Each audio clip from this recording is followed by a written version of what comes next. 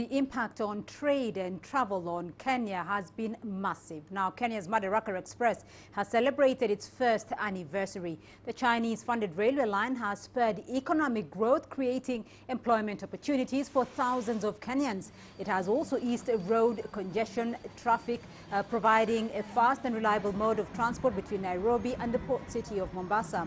The project cost more than $320 billion.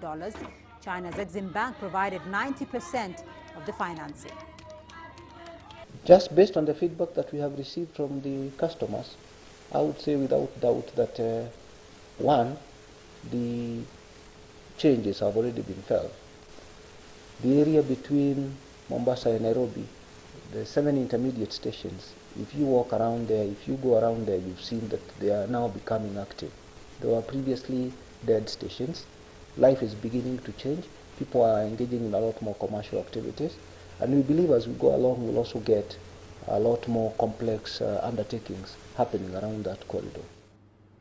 Well, CGTN's Robert Negila took a trip on the Madaraka Express. Here's his experience.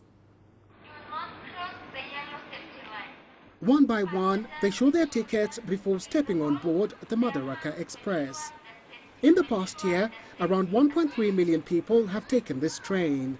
Within about a few months, because of the demand outstripping supply, we had to increase the service by an extra train. And it's carried more than 600,000 tons of cargo between the coast and the capital. The standard gauge railway is the country's flagship infrastructure project, and a favorite among those who've traveled on it. Because of time, there is no traffic jam. When they say it is 6 hours between Mombasa and Nairobi, it remains to be so. Yes, I took it because I want to reach Mombasa by around noon, finish the business, spend the day and leave tomorrow morning. The convenience, the affordability. We used to use the train when we were young, so it's just something I'd like to relive. The train she's referring to was the Link, built by the British more than a century ago. The new one is part of China's Belt and Road initiative to connect markets across continents. It is smooth and quiet, and it weaves its way through some of the prettiest countryside in Africa. And it's reliable. Despite 5 stops at newly built modern stations, we cover the 480-kilometer ride to Mombasa in 5.5 hours. The old train took almost 3 times as long. Well, earlier I spoke to Professor Peter Kagwanja, the CEO of the Africa Policy Institute, about the impact the SGR has had on Kenya and the region. Take a listen. The unique aspect of SGR is that it's not a Kenya-centric transport. It is targeting a broader region, even beyond the East African region. We can now begin to imagine a railway from Mombasa to Cameroon.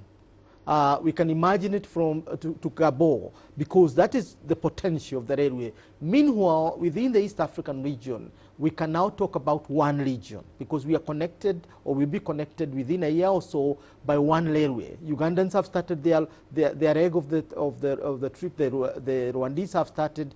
The South Sudanese will start theirs. And what we are seeing is now the East African economy is going to become a network, thanks to the SGR railway. We are going to see the opening up of trade between the various countries in the region. Transport to and to these countries is cheaper, is affordable, and is faster.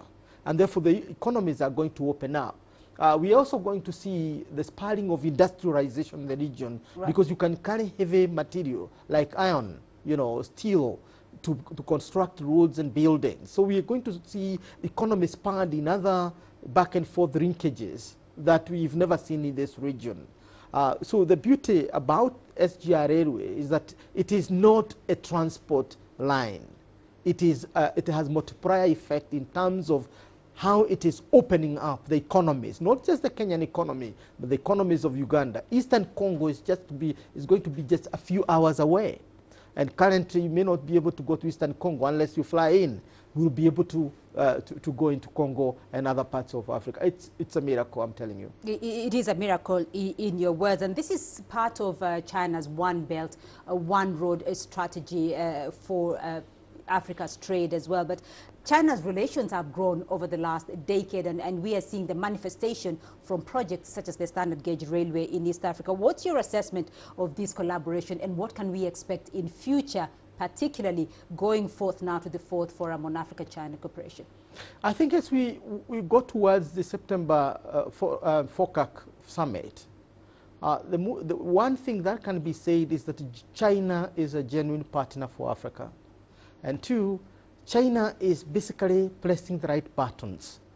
Africa does not need lectures. What it needs are activities or innovations, investments that improve the lives of the people, eliminate poverty. And China itself is a good example of how a concerted leadership of a country can open up an economy, reduce poverty for people, and improve the welfare of humanity at large. And I think Africa is taking China's lesson seriously.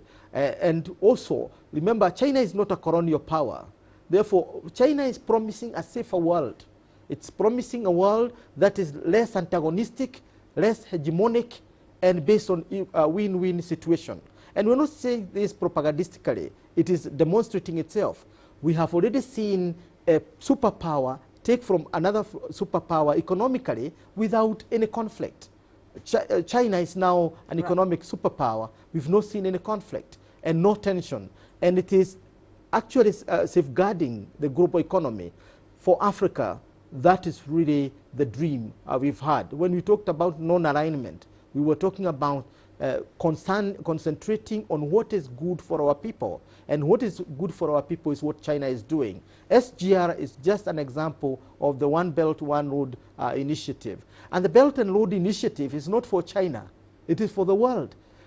And at this time, one can comfortably say, China is the leader of globalization in the world today. And it's a leader of a benign globalization that is creating one common humanity and one future for that common humanity. I think we all support this, and we'll talk about it because it is the good thing to do. And I think China deserves, a pat in the back for this thoughtful intervention in the history of humanity to create an equal, equitable, wealthy, and prosperous world.